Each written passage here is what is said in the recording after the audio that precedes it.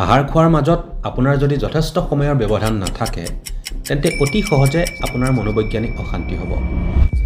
আশ্ৰমত আমি সাধাৰণতে পুৱা 10 বজাত খাওঁ, আকৌ সন্ধিয়া 7 বজাত খাওঁ, যিয়ে এসাঁজৰ পৰা আন এসাঁজ আহাৰৰ মাজত যথেষ্ট বিৰাম দিয়ে। এবাৰ যেতিয়া আপোনাৰ অস্থিতন্ত্ৰ বাঢ়িবলৈ বন্ধ হৈছে আৰু আপুনি 35 বছৰ বয়স অতিক্ৰম কৰিলে, আহাৰ গ্ৰহণ কৰাৰ এইটো ভাল সময়, কাৰণ আপোনাৰ প্ৰণালীটো অনবৰতে উত্তেজিত অৱস্থাত থাকে। আপুনি মন কৰিছেনে যে খোৱাৰ আগত আৰু খোৱাৰ পিছত আপোনাৰ নাড়ী বেগ আৰু ৰক্তচাপ সকলো উচ্চ হাৰত থাকে। গতিকে যদি আপুনি দৈনিক একেৰাহে 4-5 বাৰকৈ খায়, আপোনাৰ নাড়ী বেগ, আপোনাৰ ৰক্তচাপ আৰু আন বিপাকক্ৰিয়াবোৰ উত্তেজিত হৈ থাকিব।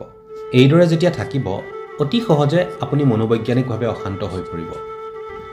গতিকে আপোনাৰ শৰীৰ আৰু মন দুয়োটাৰে বাবে যথেষ্ট বিৰাম দিয়াটো নিশ্চয়কৈ ভাল কথা, আৰু যথেষ্ট পৰিপুষ্টি ইতিমধ্যে হৈ গৈছে, যদিহে আপুনি চুমু পালোৱান বা তেনে কিবা এটা হ'ব বিচৰা নাই।